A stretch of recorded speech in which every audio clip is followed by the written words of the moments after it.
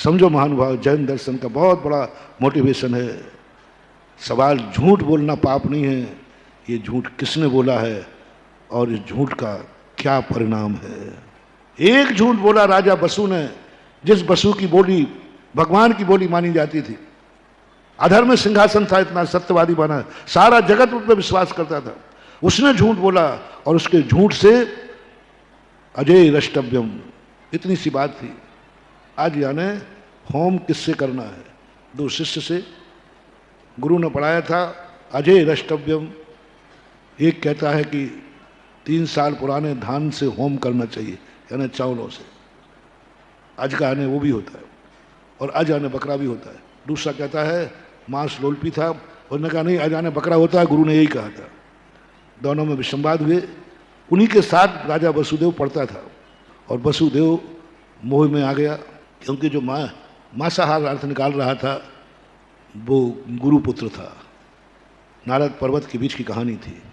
पर्वत गुरुपुत्र था।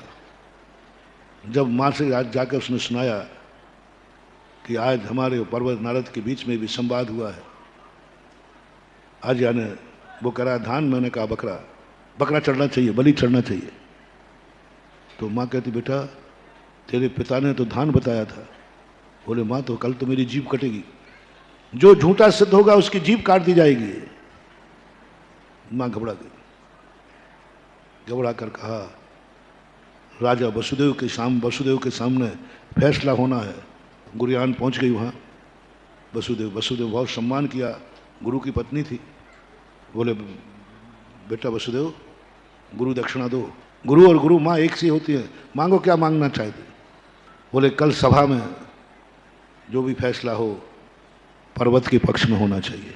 राजा वसु वचन दे दिया और जानता था राजा वसु के आज का आने धान है, लेकिन मोह में आकर के बस उसने समर्थन कर दिया।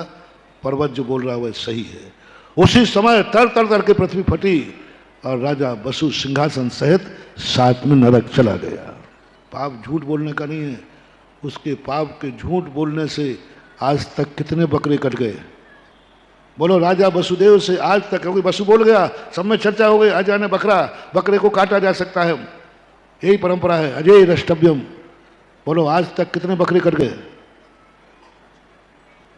गिनती करो, बलि में है गिनती, कितने कटेंगे एक झूठ का।